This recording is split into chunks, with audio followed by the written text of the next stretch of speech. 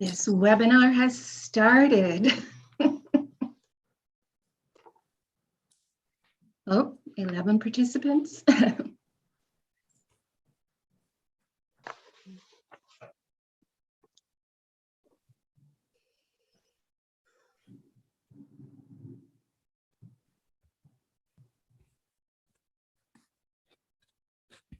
$38. 43, Peter. Yeah, it's good.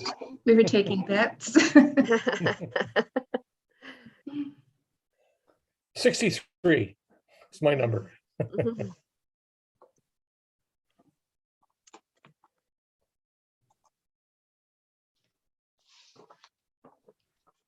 Well, we got a chat already.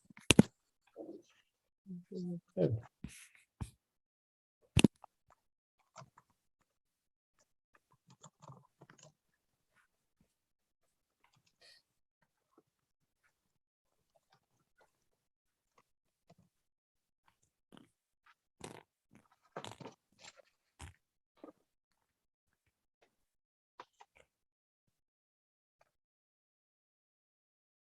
Looks like there's 48 people here. We may be maxed.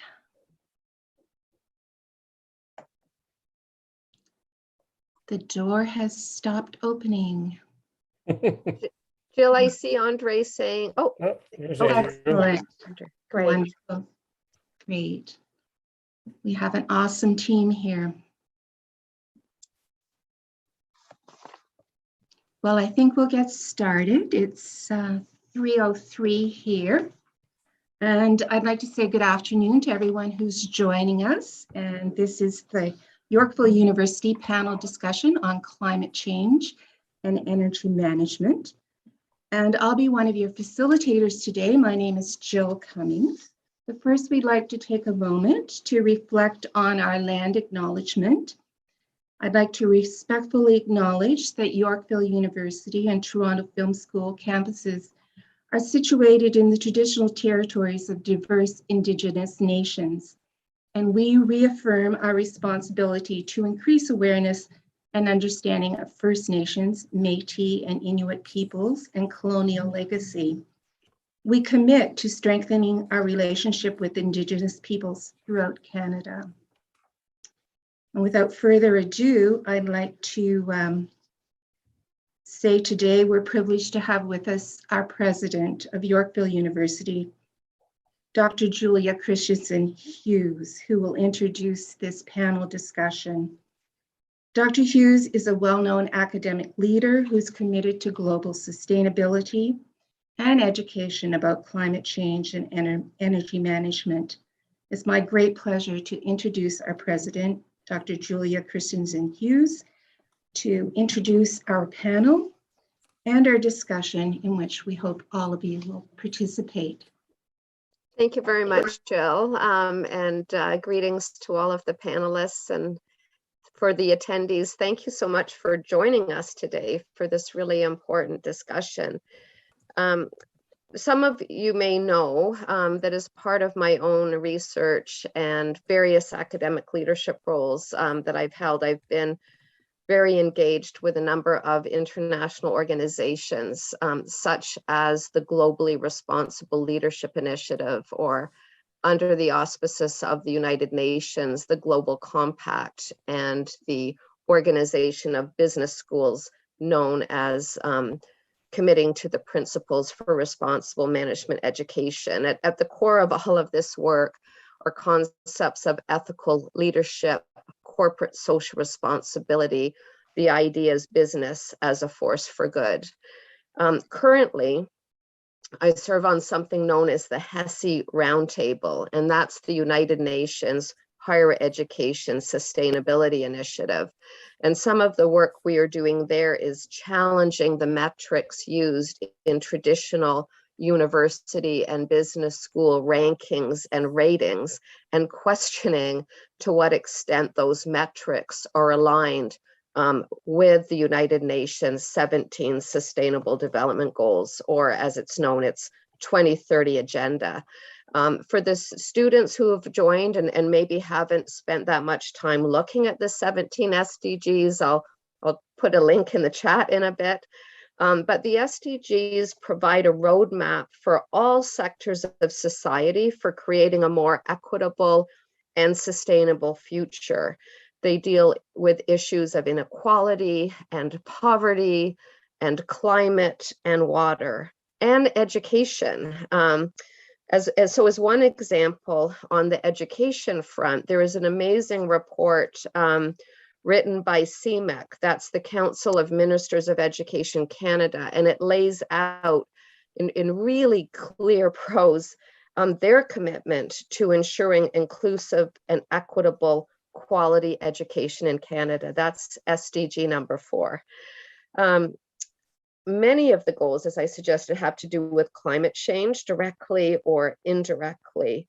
Goal number 7 talks about affordable and clean energy with its aspiration of ensuring access to affordable, reliable, and sustainable and modern energy for all.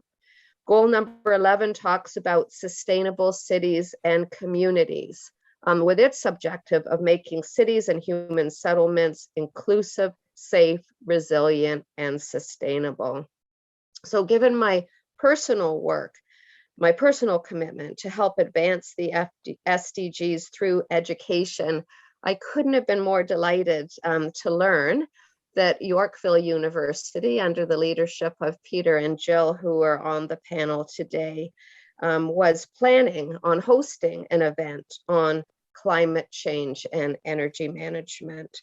So joining us today is a panel of esteemed faculty, researchers, and policy advocates, each reflecting on the implications of the findings of the recent International Panel on Climate Change report.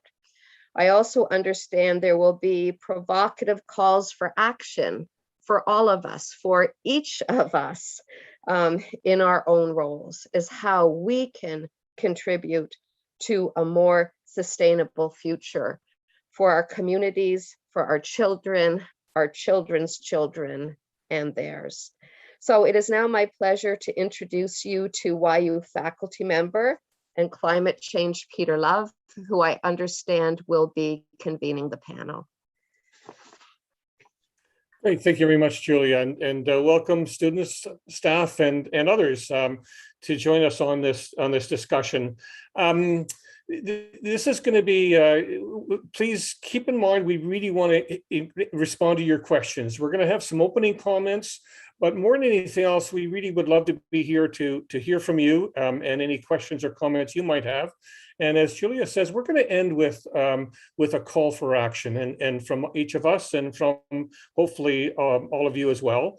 Delighted to also say this is going to be a PowerPoint-free presentation. So those of you who are sick and tired of PowerPoint, you're probably sick and tired of Zoom as well, but I can't help that. But at least this is relatively PowerPoint-free, and so we're cutting down on our energy use there. I wanted to start off just to make the connection between climate change, energy, and greenhouse gas emissions. And I think most of you have some idea of this, and some more than others, but I wanted to make sure that we started from the same premise.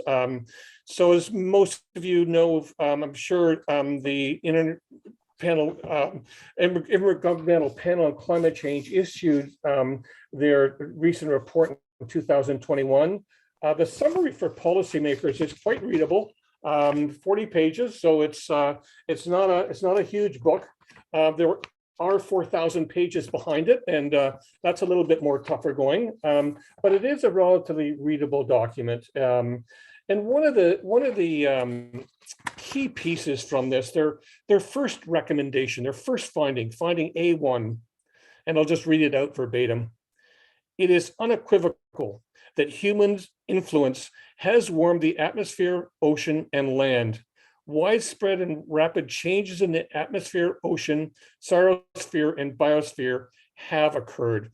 So every time they do one of these reports, they're more and more confident that the climate is changing, not necessarily just warming, it's changing with water, storms, droughts, cyclones. The weather is changing. So the word is really the better word is climate change, which is the name of their report. Some people refer to it as climate weirding. We're getting really weird weather. So we know that the climate is changing, and what the IPCC report is telling us is that it's primarily caused by the combustion of fossil fuels, by mankind releasing carbon dioxide and methane into the environment. That is creating the gases that are leading to climate change. So we know that in Canada, 81% of our anthropogenic, human-made greenhouse gas emissions are from the production and use of energy. And if there's one number I hope you remember from this this hour, I hope you keep that in mind, 81%. So yes, these carbon dioxide and methane and other trace gases can come from other things, agriculture and some industrial processes, but 81% is from the production and use of energy. So that means if we really want to tackle this problem, and we need to tackle this problem, we need to focus on energy. That's the elephant in the room, and we know it's there, and we've got a pretty good idea of what it is. The other interesting number that I think shocks a lot of people is that when they hear is that we currently lose about 60% of our energy in conversion in Canada. The internal combustion engine that people drive, it's less than 20% efficient. 80% of the energy that's burned in the gasoline in a car goes to waste heat and emissions and tires and roads and a whole bunch of things. So our whole entire energy system is really inefficient. So that tells me there's a huge role for energy management in how we grapple with this. So that's why this panel is really going to be focusing on energy management. It's why Yorkville University has a number of university courses that deal with energy management, and you're going to be hearing about some of those from the guests we have. And I think the final thing I want to say is that I think it's really important for us all to try to focus on solutions. It's very easy to be very negative, and a number of leading environmentalists have tended to be negative, and they talk about how bad it is because they're really very scared. Telling people how scared you are without having a solution is not effective. It turns people off. If you can even get their interest at all. Typically, they're not interested. And I think the best example of that that comes to my mind, and many people have referred to this before, is Martin Luther King, who in 1963 in the US, as a person of color, could have complained a great deal about the unfairness of the system he was brought up in and the unfairness of the system that he was currently living in. He could have talked about his nightmare, and he had a nightmare. It was a terrible place for a person of color to live in the United States in 1963. He did not talk about his nightmare. He talked about his dream, and he knew that he may not be able to see and realize his dream himself, but he knew to mobilize people, he needed a positive message. So that's that's why we're focusing on solutions today. That's why the purpose of this panel is to explore, okay, we have a problem. Houston, what do we do about it? And we've got some really great experts here that are going to be able to help us explore that, talk a little bit about the IPCC report, talk about the work that they're doing. And especially for the students, I'm hoping that you'll hear from them different careers in the energy management business that you may want to consider. This is a growing business. This is a labor-intensive business, energy management. You're going to be hearing from 4 experts who have different roles in this system, and I hope one of these roles sparks something with you. And as I said, we'll be ending with some calls for action. What is it we can do? You will have participated in this panel. that's a check mark, but I think there's more that you all can do. And I know there's a lot that you are already doing. So with that, we're going to have the panelists each give us a 2 or 3 minute overview of the issues that they see. I'll introduce them individually. And then what I'm going to be doing is we're going to be responding to your questions. So as you're listening to the panelists, I encourage you to please come up with your questions, and we'll respond to them from there. So the first speaker is going to be Amit Kola. And Amit is the professor here at Yorkville University, based in BC. Got his PhD from India and a postdoctorate in research from the University of Arizona. Bestowed the Best Teacher Award and Young Scientist Award. He teaches energy systems operations at Yorkville University. The topic of his dissertation was reducing operating costs in an engineering industry through an energy audit, a case study conducted at a forging unit located in the northern Indian state of Punjab to show the effectiveness of energy audit. Dr. Kohli has published research about analysis of carbon credit trading practices and other in the Journal of Energy Management. So he's a well-known world expert in this and with a focus on energy management. So Amit, over to you. Okay, thank you so much, sir. Let me first discuss about IPCC report, as you said, and then I will discuss about my research. First, some statistical facts. The average, you know that the average mobile creates 55 kilograms of carbon emission in manufacturing. This is equal to 26 weeks of laundry. Apple company released approximately 22.6 million metric ton of carbon dioxide in 2020. It takes 1.5 million barrels of oil to manufacture water bottles every year. So can you imagine? So let me discuss about IPCC report. IPCC report is reflecting that human-induced climate change is affecting climate extreme in every region across the globe. Evidence of observed change in extreme weather, increased danger of wildfires, loss of biodiversity, ice sheet collapse, increasing global sea level, abrupt ocean circulation, ocean acidification. So as sir was discussing about droughts, floods, which we are going to face in coming future. So it's the human which is responsible. It's we who are responsible for all these things. And we are the one who burns fossil fuel.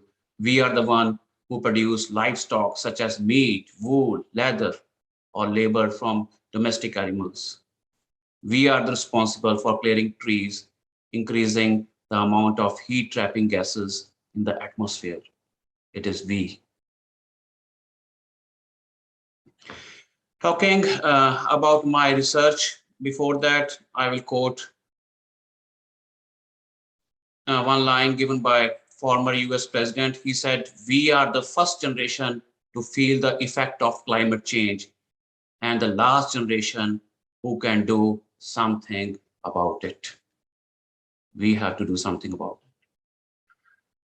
Regarding my research topic was analysis of carbon credit trading practices, a study of manufacturing organization in British Columbia, Canada. This paper was written with Dr. Ajay and Dr. Jill. It has been recently published in an international journal of energy sector management. And I'm going to put in the chat box the link for this. Okay, the link is provided in the chat box. So let me discuss about my research a little bit, and then if you have any question, let me know. Before discussing my research about carbon credit trading, let me tell you about what is carbon credit and then about my research. A carbon credit is a permit that allows the company to hold it to emit a certain amount of carbon dioxide. One carbon credit permits emission of a mass of equal to 1 ton of carbon dioxide. So companies that pollute needs credit. Meanwhile, the companies may sell any unneeded credit. So credits are traded in a unit of 1 ton of carbon dioxide. And it is estimated that credit worth of 2 billion tons of carbon dioxide will be needed to get to 2020 target, as per the Paris Agreement. So what I have done in my research, I circulated questionnaire through face-to-face interaction with organizations which were involved in engineering, technology, mining, power generation, and manufacturing across BC, Canada.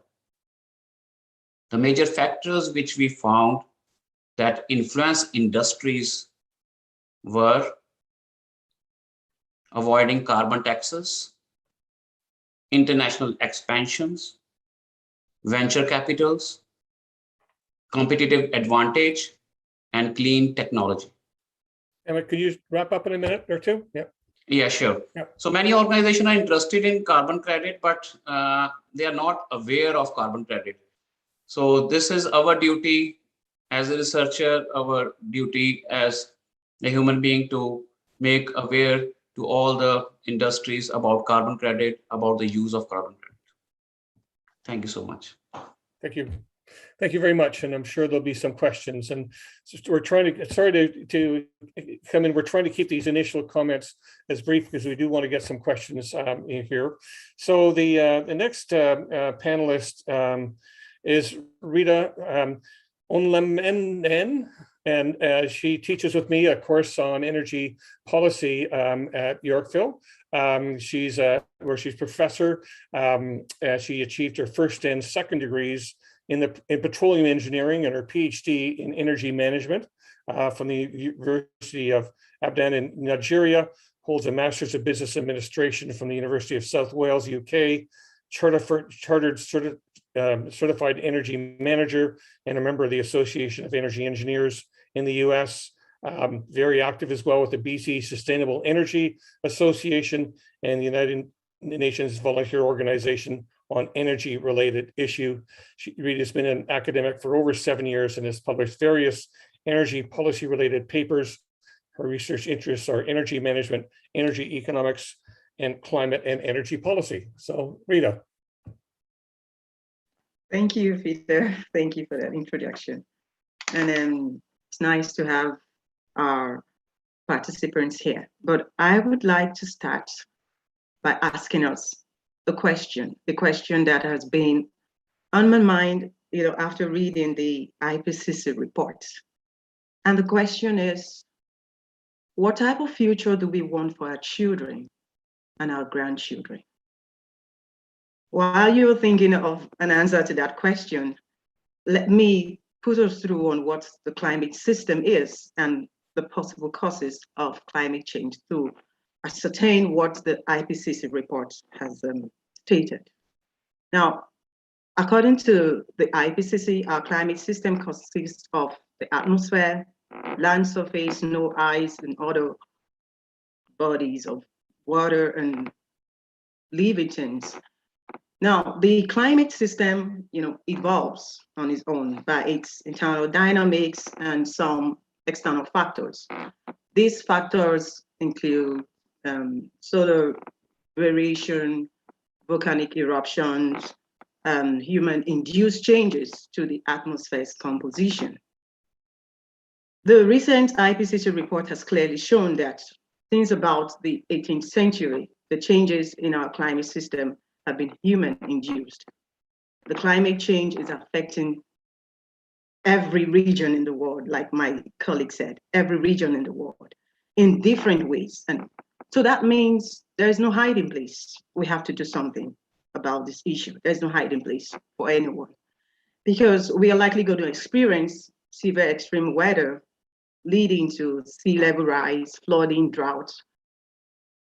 We can go on and on about this different consequences. Yesterday, it was quite windy. I'm aware it was as a result of what they call the bomb cyclone.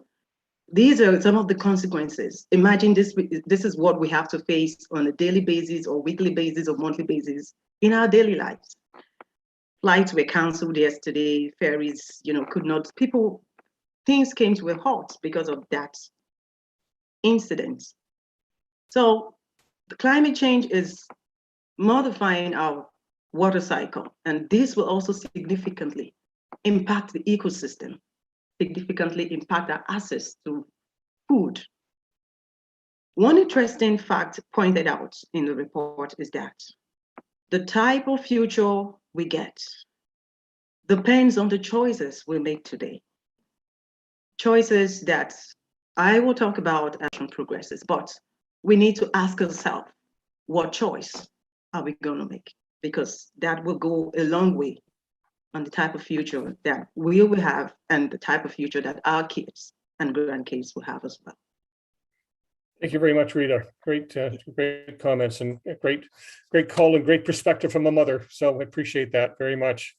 Our third speaker is Andrew Pape Salmon. I've known Andrew for many years. He's been a good friend of mine, and I followed his career very closely. He's just taken a new position. This would not be something that students graduating from Yorkville will get in their first year, but maybe after you've been working for a while, you'd be lucky, be fortunate enough. He's a full-time commissioner at the BC Utilities Commission, which is the organization that regulates BC Hydro and Fortis BC. He's an adjunct professor at the Department of Chemical Engineering at the University of Victoria. But he started his academic teaching right here at Yorkville, and he actually taught the Energy Management Certificate at Yorkville University from 2017 to 19. Worked as a professional engineer on topics of energy policy and economics, resilient communities, super efficient building construction, deep energy retrofits, renewable energy resources, and a co-founder of the Canadian Academy of Engineering Initiatives. I'll also say some of you may know about the STEP code in Vancouver. It's one of the most progressive in North America, and I consider Andrew as being largely responsible for the leadership of Vancouver and BC in a STEP code. So Andrew, over to you. Oh, thanks, Peter.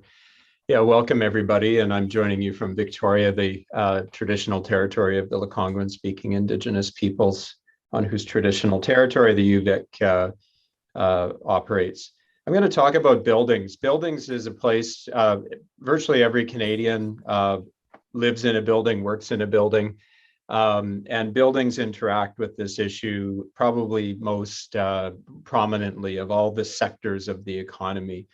And I'm going to make a case that climate adaptation become the gateway to mitigation. And I'll be speaking about that a little bit in my closing remarks. Climate change is affecting all of us in multiple ways in British Columbia and across Canada, in the buildings that we live in and work in and play in. This summer, of course, the village of Lytton set a record high Canadian temperature of nearly 50 degrees Celsius. And interestingly, in Southwest British Columbia, Lytton's probably an exception. We don't have air conditioning in a lot of our buildings, but you can be assured that after that extreme heat event, the vast majority of new construction in British Columbia will include air conditioning. Similarly, wildfire interface, which unfortunately destroyed the village of Lytton. And most recently, and Rita mentioned it, the Pineapple Express that has hit our Southwest coast, like every winter, wind-driven rain. So adaptation to these extreme weather events is a great starting point because it's here and now, it's acute. And the idea is that when the public engages in business transactions that allow for adaptation and resilience, that's going to open the door for the mitigation measures that are so critical. And I put a link in the chat to BC government's brand new, hot off the press yesterday, continent leading, probably world leading climate mitigation strategy. And I just want to point out to students the key distinction between new buildings and existing buildings. So new buildings, when constructed, and they represent about 3% of the building stock in any particular year, they trigger the BC Building Code, Canadian Electrical Code, and others. And so they are standardized at the highest level possible on the globe. In fact, they're capable of withstanding earthquakes to the scale of the one that we had in the year 1700 here in Southwest British Columbia. But that's only 3% of the building stock. What about the other 97%? And the fact that 70 or 80% of buildings that exist today, the existing buildings, will be with us in the year 2030. And this is the key opportunity for business students, is to encourage owners and occupants of existing buildings to invest in renewal. And so the BC government strategy has come up with a number of, or the roadmap has come up with a number of strategies to do that. One of which is PACE financing, property assessed clean energy financing, so that the financing can outlive the ownership cycle of the building owner who will invest in heat pump upgrades and building envelope upgrades to make their building more efficient and more resilient to the climate change impacts. High efficiency equipment, the highest efficiency equipment should be installed. And that happens to be heat pumps. So heat pumps on the electric side are 200 to 300% efficient for their use of electricity and converting that to space heating. We have a brand new technology called gas heat pumps being developed around the world, which will allow us to use renewable natural gas and hydrogen to both heat and cool our buildings. So I'm going to stop there and pass it over to the next panelist. Thanks. Great. Thank you very much, Andrew. All right, great. And we've got a question now we'll come to in a minute. Again, just a reminder, please post your questions on the Q&A and we'll be getting those. We've got our fourth panelist is going to be speaking, Ali El-Nagar, and Ali is a professional engineer in energy management and currently working as a corporate energy manager at a local municipality. He's worked in various energy management sectors and projects in BC, Alberta, and Ontario.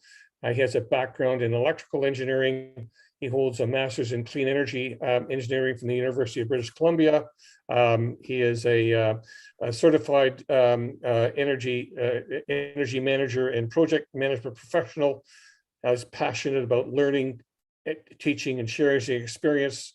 In his downtime, he enjoys reading in the outdoors and teaches energy policy, legislation, and his social environment, which Rita and I also do at Yorkville University. And I think it's just as we've had Rita and Emmett talk more of an academic and in terms of the research they do. Andrew gave us a perspective from the province.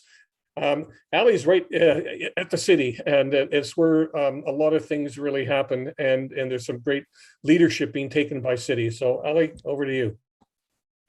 Thank you, Peter. Can you hear me okay? Okay. Just one caveat. I was basically the energy manager at the township of Langley, shifted positions recently, still within facilities and sustainability, but I'm working more on planning and implementation. So seeing some of the projects through. Thank you very much for holding this, and I'm very glad to be part of it.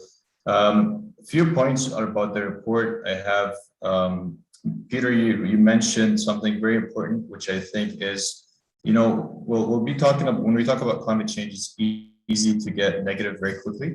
And this is very important to try to avoid. The point is to try to know the facts for what they are. And the reason for that is that we need to take the appropriate action to hopefully get to a happy ending eventually.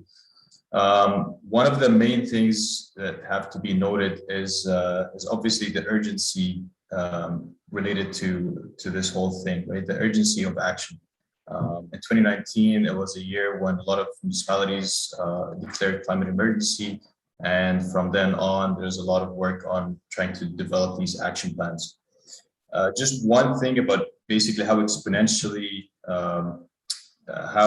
how climate change is developing exponentially is one statistic. Half of all the emissions in history was emitted in the last 30 years.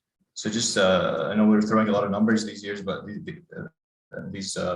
this discussion, but some of these statistics can, one can reflect on a little bit. So it just shows about how fast and how our growth and development across the world has been growing exponentially. And another point, just to build on Amit's point about us being the first generation to feel the impact and the last to do something about it. It's easy to think of climate change as a future thing. And one thing to remember is that we've already seen 1 degree of warming relative to the end of the, right now, relative to the end of the 1800s, the late 1800s. And what this means is we're living through a climate right now that no human has lived through before, ever, right? So we're already seeing the impacts of that. That's one statistic from the report itself. It says extreme weather events that were common once every 50 years are already happening 5 times as frequently right now, right? And if we get to 2 degrees warming by the end of the century, that would be 14 times. So all these extreme weather events that we're seeing these years, these days, I guess. The main thing I want to highlight here, I guess the point from the report is that how important the next decade is, all the way from now until 2030. You hear a lot about targets, organizations and municipalities having targets to 2050, achieving carbon neutrality by 2050. It doesn't mean that we can push action until the last years before 2050.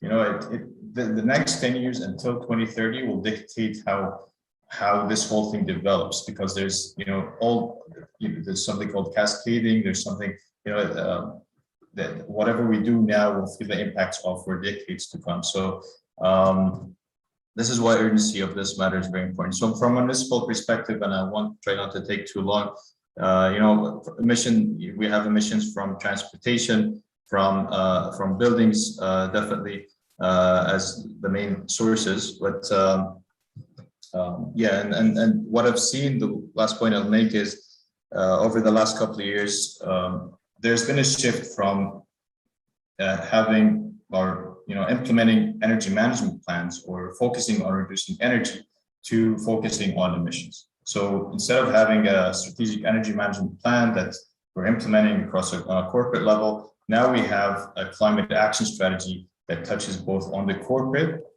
facilities and infrastructure and transportation, as well as on the community level. So this shift is very important, and the role of energy management is also extremely important in that, in terms of looking at the demand side and how and not just focusing on emissions and fuel switching, which we can drill into with during the Q&A. Over to you. All right, thank you very much, Ali. All right, we've got 2 questions that have already come in, and again, I encourage you to ask a question. This is your chance. You got 4 experts here who are very interested in hearing from you. And the first 2 questions are really good, show some really interesting insights. So I'm just going to read this one out. Very timely panel, thank you. Here's my comment and question. The enormous ecological costs of big data use and storage are one of the most important issues in today's big data society. With this in mind, what can we do to address the concerns about digital transformation and sustainability in the post-pandemic era? Who'd like to take a shot at that one? What can we do about big data and electricity use? I see some nodding heads.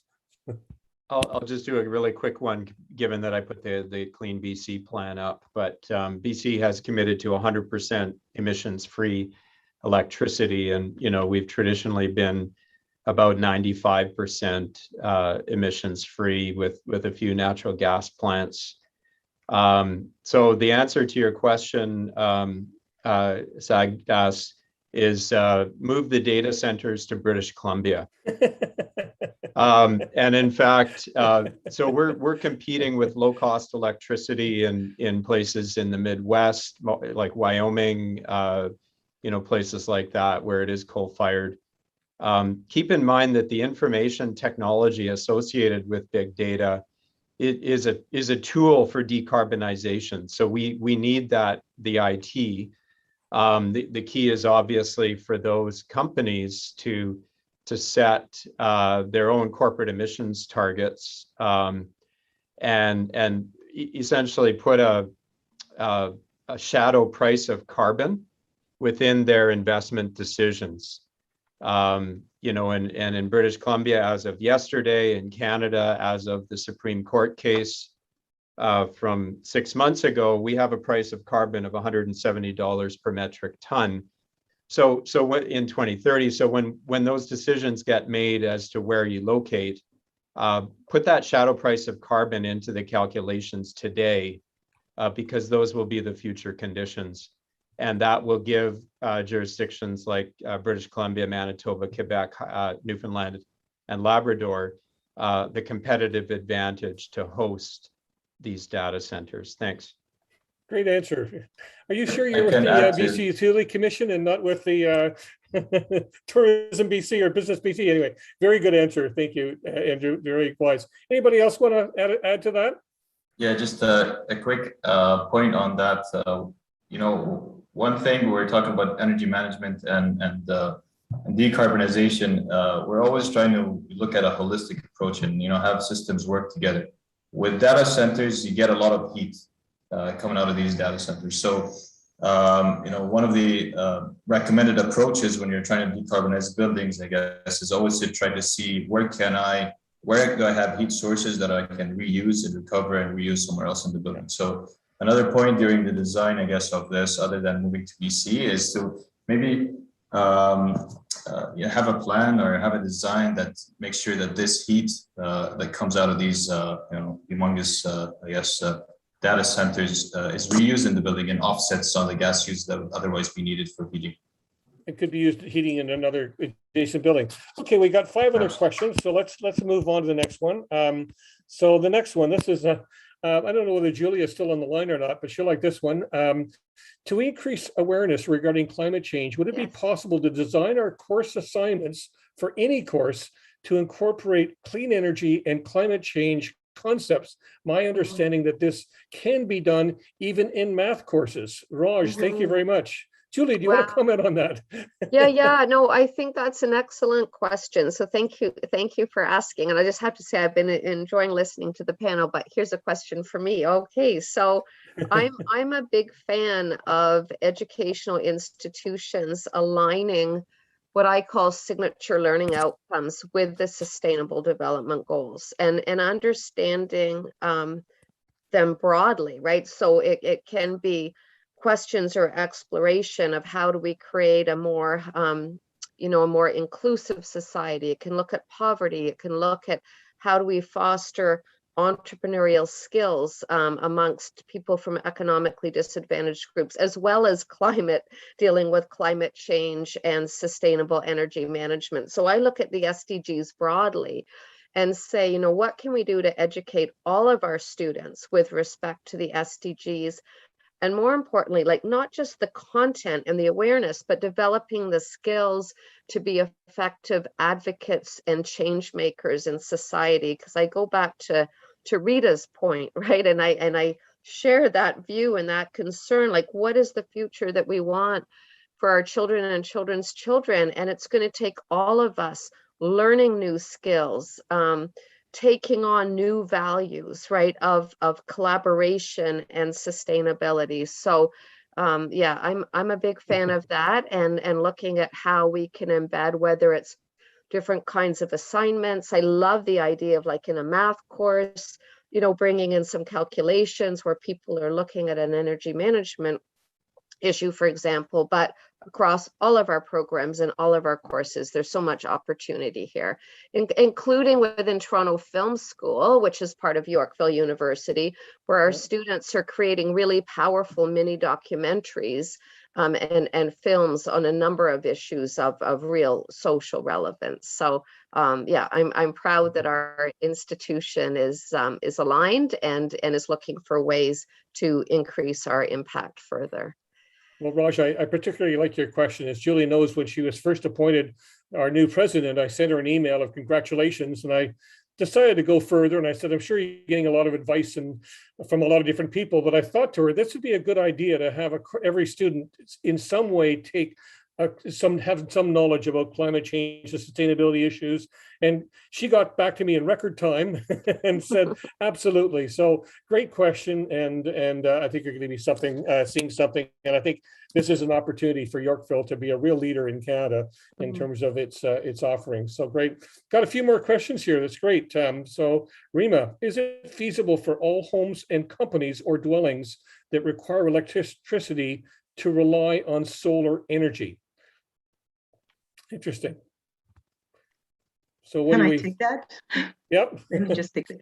Yeah, I mean, that question is, well, I say it depends on what your energy source is. For example, people in BC, we get our electricity from hydro, which is a clean energy source. So switching from hydro to solar doesn't really change or address your carbon footprint.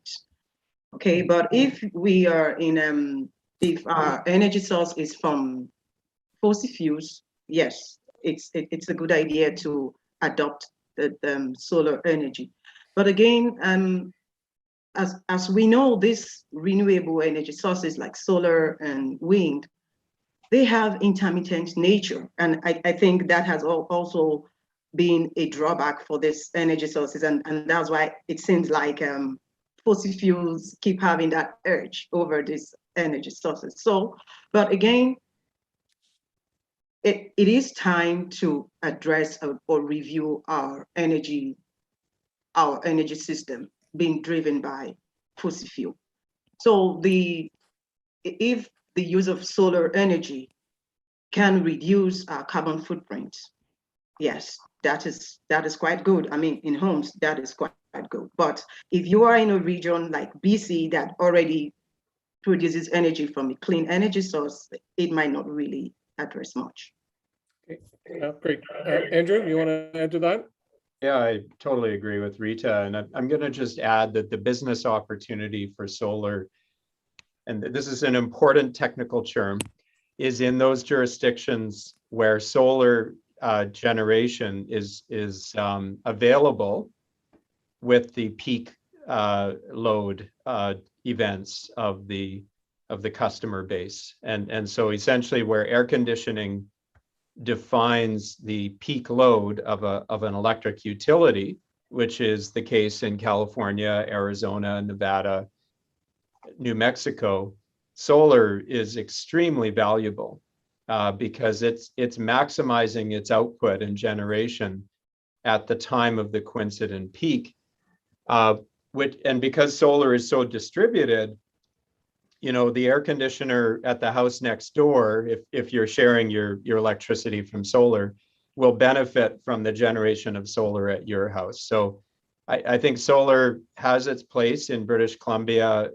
You know, just I totally agree with Rita that we don't need it from a climate perspective.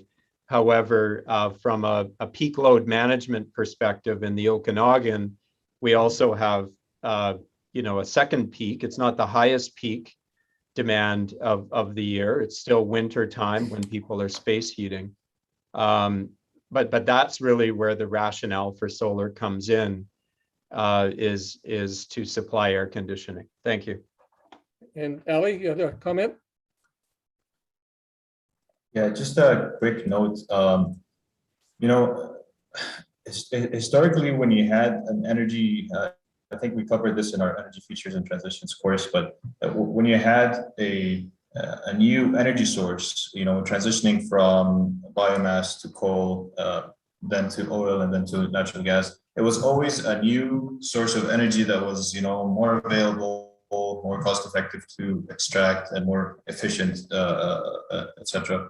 But right now we're at a scale in terms of energy demand globally that we don't really have a silver bullet solution for this whole thing. It's basically all hands on deck. We need every solution we have to work together. We need to do everything efficiently. We need solar. We need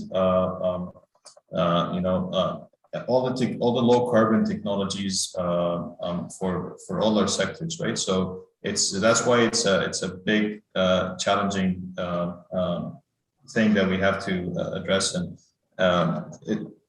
people, I mean, that's a core point, is that basically there's no silver bullet, no one solution that can do it, right? So thank you. Okay, well, let's move on. We got some other really interesting questions. Here's a dandy here for us. Nancy asks, we have been discussing about climate action, but any action on climate change confronts serious ethical issues of fairness and responsibility across individuals, nations, generations, and the rest of nature. In other words, climate change is a perfect moral storm, as Stephen M. Gardner argues. Any views on looking at climate change as a serious moral issue? Who wants to? There you go, Emmett, good for you. Yes, Nancy, very good question. First of all, I believe that climate change is no doubt economical, political issue, but yes, it is fundamentally a moral issue, and it calls for moral response. So it's our moral duty to translate into internal motivation to behave in a way consistent with our self-view. So it's our duty, it's our moral duty to save environment. As Rita told, what we have to answer to our kids. So we have the moral duty to perform. Yep. Okay, anybody else want to add to that, Rita? Yeah, I mean, climate change, like I mentioned in my opening statements, is affecting everyone, you know, in different ways in every region in the world. So it's something that requires global cooperation, and for people to really believe that this is what it is. I mean, in the past, people said it's a myth, it's not real, but the evidences are now before us. The heat waves, the wildfires, the cyclones, the hurricanes, we can go on and on. Is this still a myth? I mean, this is actually, playing out. And imagine we decide not to do anything.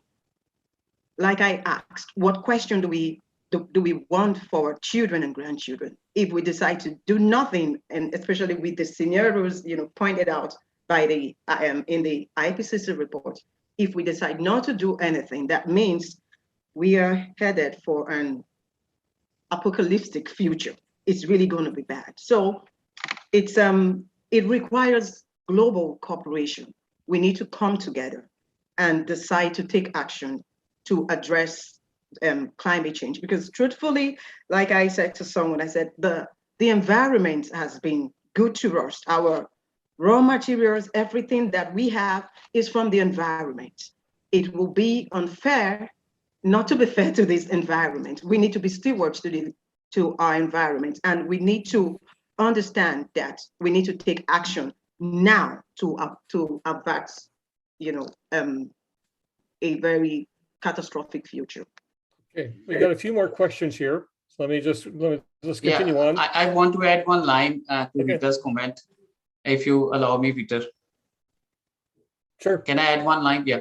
So what I feel that 20 years ago, people could be excused for not knowing much or not doing much about climate change particularly. But today we have no excuse. No. Yep. Good.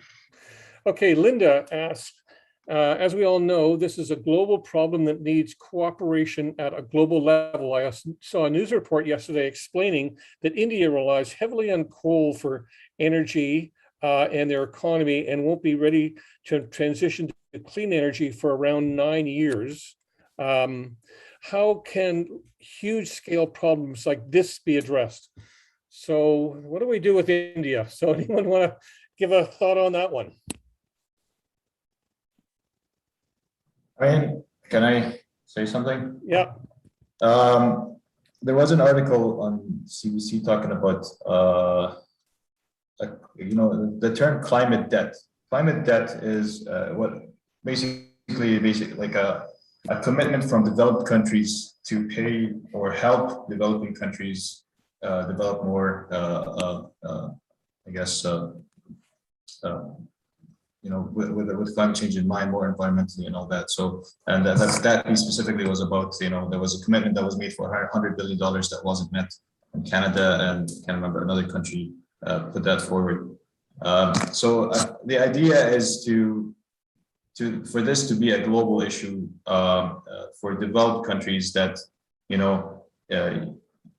developing countries can say you took your turn and you used fossil fuels and you developed, cheaply using available energy sources that is forbidden for us now because we're going to damage the environment and cause more climate change. So it's very political. It is very complicated, but it is there's some truth to that in terms of basically all countries having to work together and some assistance having to come from developed countries. It'll be interesting to see. I mean, all the countries are putting together, as BC as a province, but all the countries as well are putting together their plans to be presented at COP26 next week in Glasgow. So we'll certainly see that, and it'll be interesting to see India and China and see what their responses are. A few more questions here.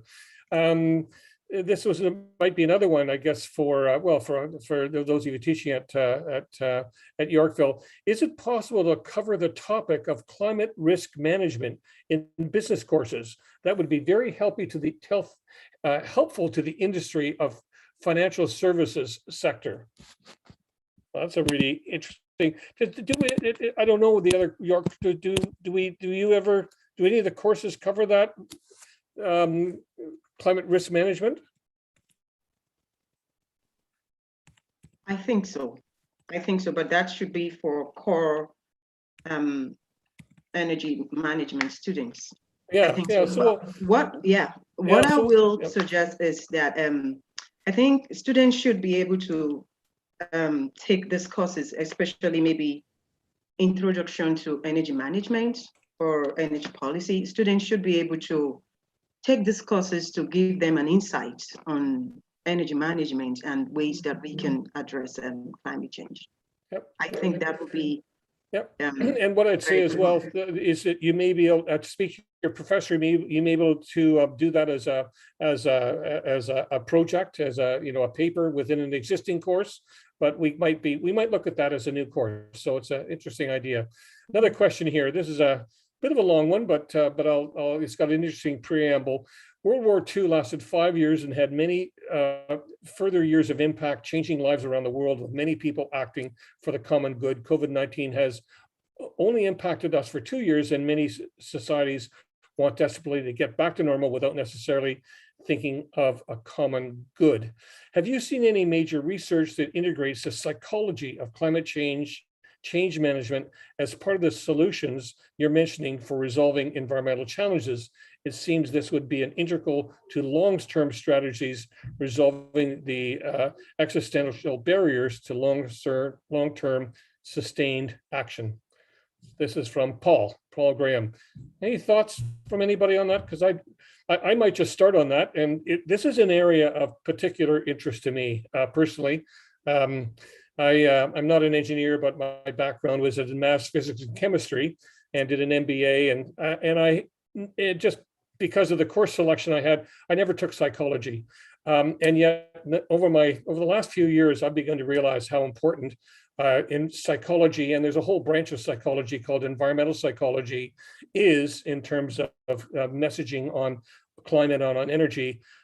So a few years ago, when I turned 70, I went back and took first year psychology with 1,500 17-year-olds.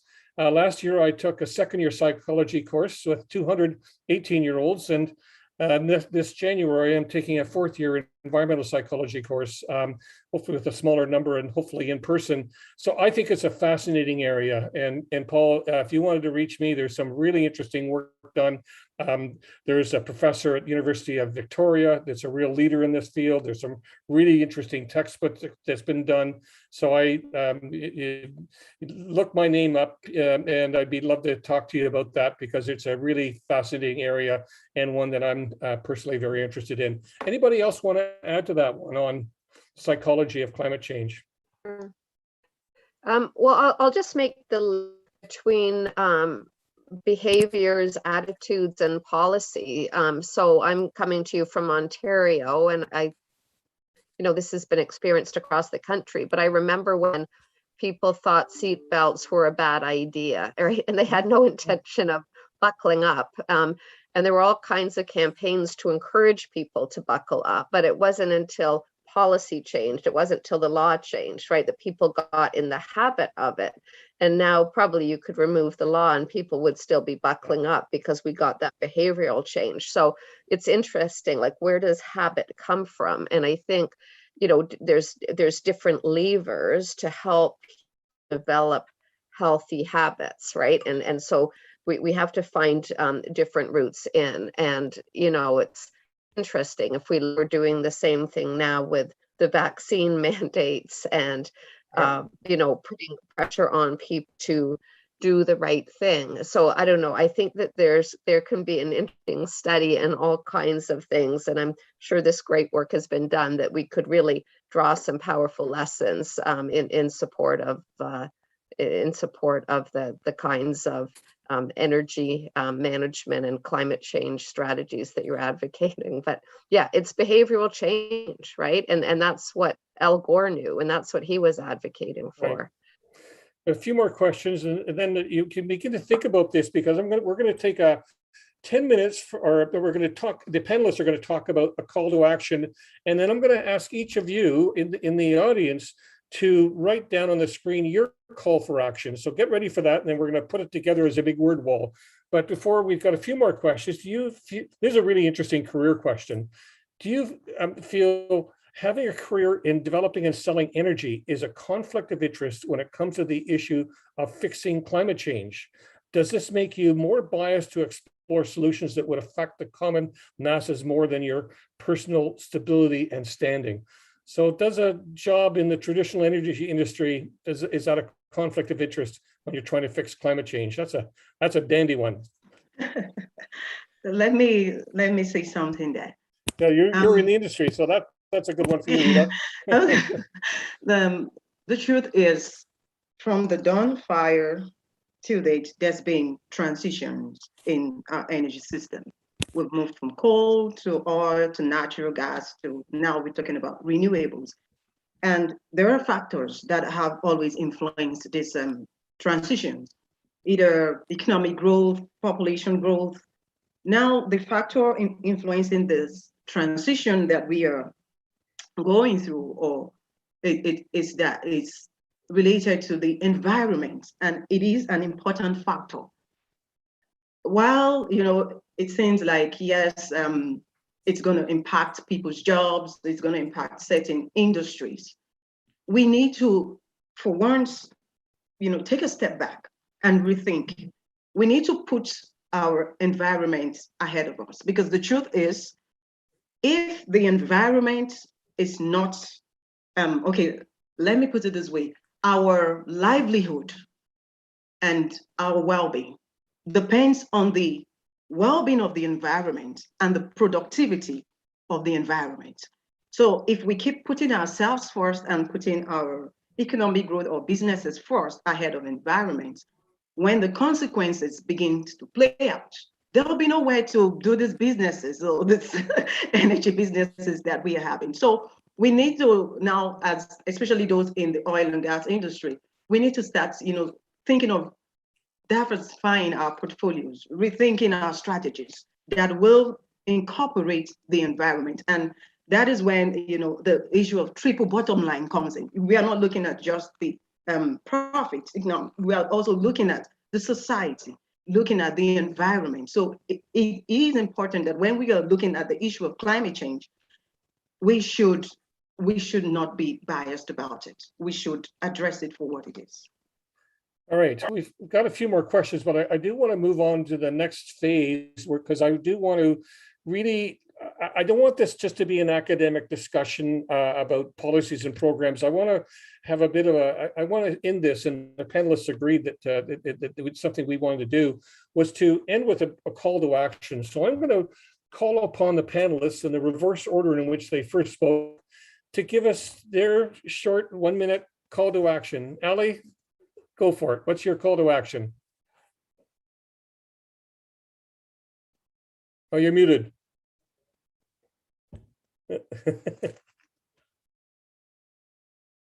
Ali, you're muted. There we go. Okay, sorry There we about that. Do I have one, like a minute or Yeah. a few words? Yeah, no, Okay. take a minute. Just very quickly, I've had some experience working in an oil and gas company, also in energy efficiency and GHG. I've had some experience with mining and all that. Seeing projects that reduce energy and emissions in the industrial sector was very exciting. You know, we have a project that can reduce 5,000 tons a year or whatnot. It's just like massive project. So moving to buildings, and I working in had a shift and moved within a school district now in a municipality. The initial thought was, hey, you know what? You implement these projects, you replace some HVAC systems, you do this and that, and you reduce your emissions. Instead of 5,000 tons a year, now it's 25 tons a year. Now it's 100 tons a year. So I was like, hey, is this? It doesn't feel as impactful, I would say. But then, you know, working through it more, reading more, it's not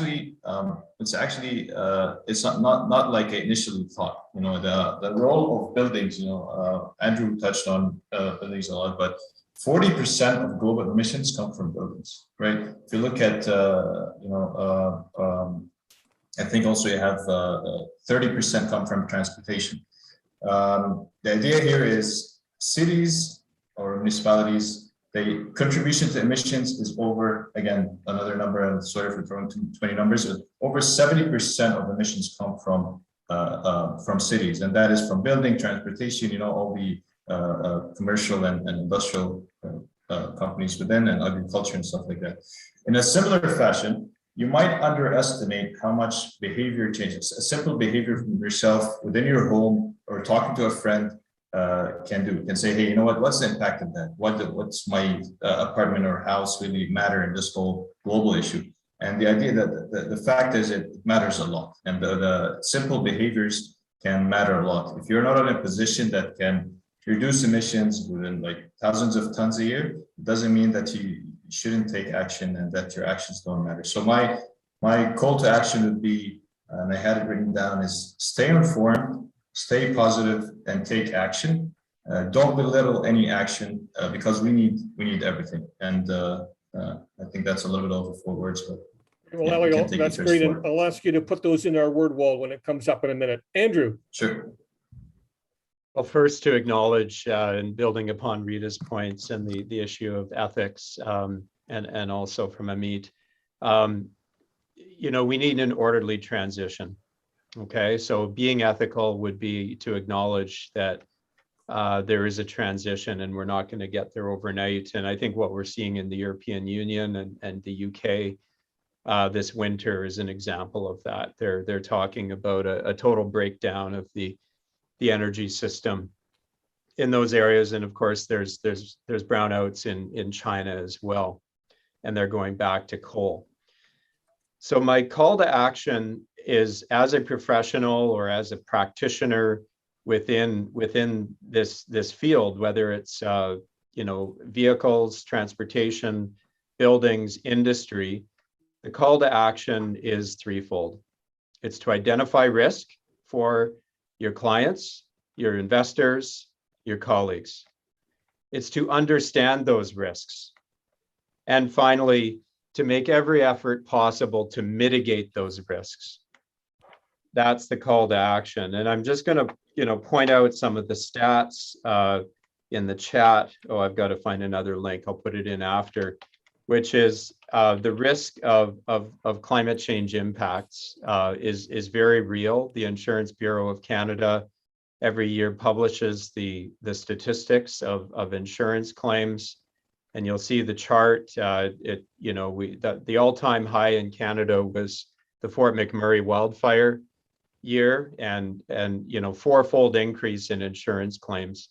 Okay. So it's incumbent on all of us as professionals to identify those risks and to propose mitigation measures that we can invest in today to avoid those damage costs in the future. Thank you.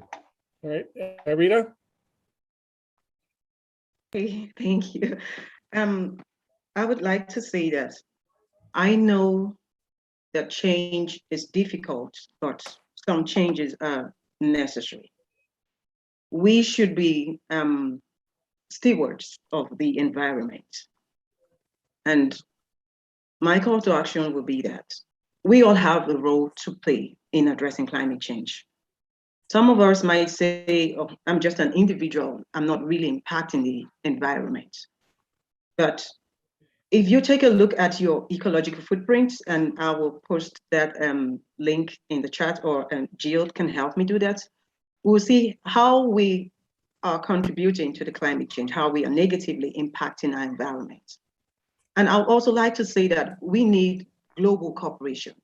Everyone has to be part of this to avert an apocalyptic future. We all need to be part of this environmental movement. We need to take action now and address climate change. Thank you. Emmett?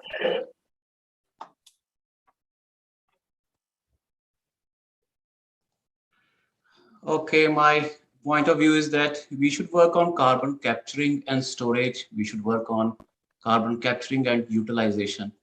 We should capture carbon and try to recycle it for future use, maybe as biofuel. Now for the students, you should become part of the global warming community. You should become aware of your contribution, spread the awareness, bring your own shopping bag, use kitchen cloth instead of paper towels, avoid bottled waters. Last but not the least, climate change is not just about carbon dioxide level and melting polar ice caps. It is about our public health. It is about protecting our earth for future generations. Excellent. Julia, do you have any part? Good. Well, I just loved the comments on the curriculum and the assignments across all of WAU's and Toronto Film School's programs and courses. So I'm just going to ask the faculty on the call and Jill Cummings and her office to see what we can do to accelerate embedding that content so that all graduates of our programs are aware and committed to being part of the solution. I'll just add, thank you very much. And I'll just add, I just finished a book which came out. Some of you may know Catherine Hayhoe. She's a Canadian climate change scientist, devout Christian who now works at Texas Tech in Texas.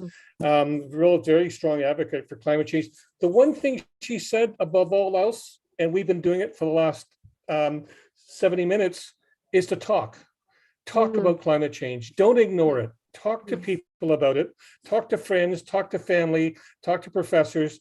We need to talk about this. If we, and again, like we've been doing today, I want to encourage you to make the talk as positive as possible. Now, Jill, we're running out of time here. Do we have time for people to go to, what we want to do is put together a word wall. So maybe, can we take 5 minutes, Jill, to do that? Yes, I think we can. Let's all go to www.slido.com, and I'd like you to put up a word or words for your action that you will take to stop climate change. And the code that you need to get in there is 183121. So on your phones or your laptops, if you could Google slido.com and contribute, enter the code 183121, you can contribute to our word wall.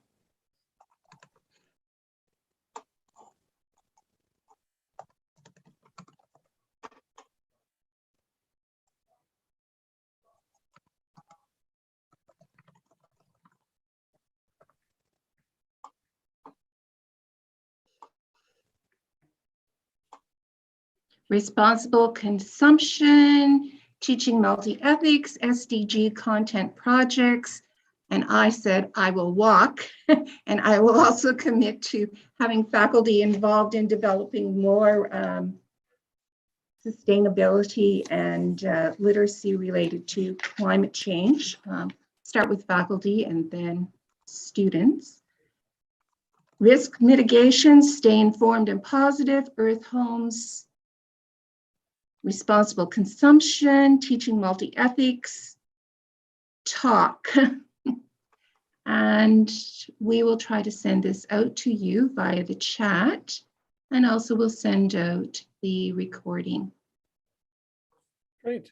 So I think while that's still coming in, Julie, do you want to wrap up with any, I saw you had a chat there. Do you want to say any last few words and then we'll wrap this up? Yeah, so I was just seeing someone, I think Gerald posted in the chat that all of our BBA students take a course in business and sustainability. So I was so happy to learn that. I've only been in my role a couple months and I'm still on my listening and learning tour. So happy to learn more. Peter, I just wanted to thank you very much for inviting me and for reaching out, sharing with me what you're working on. It's just been just a tremendous joy. To get to spend an hour with such passionate and well-informed change makers. And, you know, we're all counting on all of you to continue your great advocacy work. But I did love the call to action so that everyone understands like we all have a role to play. So just thanks so much for a really engaging panel and appreciate you all contributing. Thank you very much, Julia. Thank you, Jill, for organizing this. And Ali, Andrew, and Emmett, and Rita, thank you very much for your comments, your thoughts. I know you all put some thought into this, and it's a career you've dedicated yourselves to. And to the students out there, I hope that this has sparked interest in you in pursuing a career in energy management. There's four of us. Well, even Andrew is sort of still part of you. We'll call him part of Yorkville. You contact him as well. Please reach out to any of us if you're interested in a career, interested in a course, have questions about this, or thinking about a career. We'd love to help you. So thank you again for everybody, and enjoy the rest of your day. Thank you. Thanks. Thank you. Great job, everyone. All right. Thank you. Peter, if I may Thank add, you. if someone can send the links that were in the chat, I think Andrew shared some good links and there were others that were shared. That'd be So great. Jill, can you send those out as sort of a follow-up? Yes, I'm going to ask Yeah, that'd be great. communications to Very good send idea. the video recording and the links, the chats, all of this information, and the word wall. Okay. Thanks so much. Okay, thank you so much. Bye. All right. Bye now.